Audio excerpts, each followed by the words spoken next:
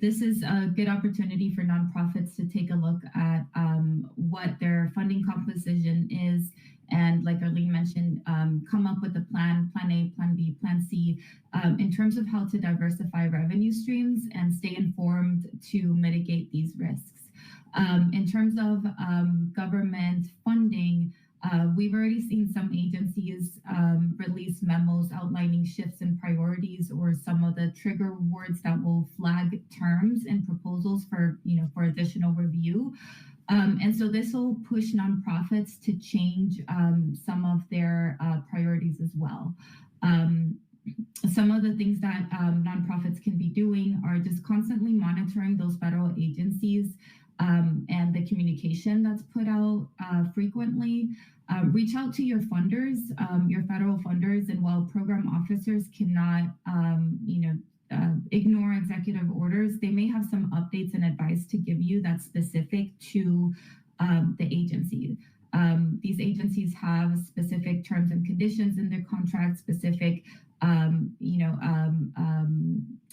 processes that they may be able to shed some light on and help you navigate the uncertainty. Another thing that I recommend is to ensure that for those current grants, the grants that you have active, ensure that you are keeping up with your compliance requirements. Request those drawdowns on your current federal grants as soon as possible. While there may still be some delays in funding, this ensures that at least those funds are obligated, and you may have higher likelihood of receiving your reimbursements. So I want to just kind of add to that a little bit. So the Executive Order 14151 is on ending radical and wasteful government DEI programs and preferencing.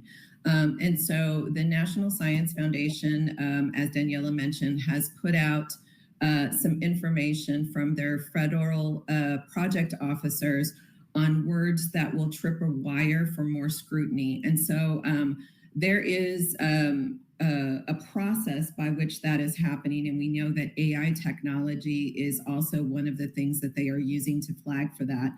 So I just kind of want to walk through, what that looks like, just so you're sort of aware.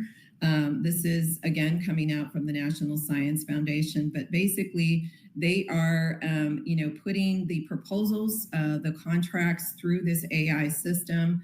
They are scrutinizing the title and the abstract to see if they contain certain words and context that implicate the EOs, that executive order, and then it becomes red flagged if there's any of that DEI language and other executive order language that's found. And then that goes into another batch if they find it just from the title and the abstract. If they don't find that during that review, then it goes to the next stage, which is the project summary.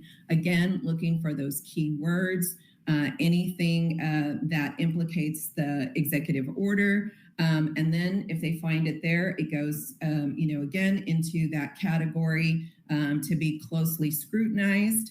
If they don't find it, title, abstract, project summary, then they're going to go into the project description.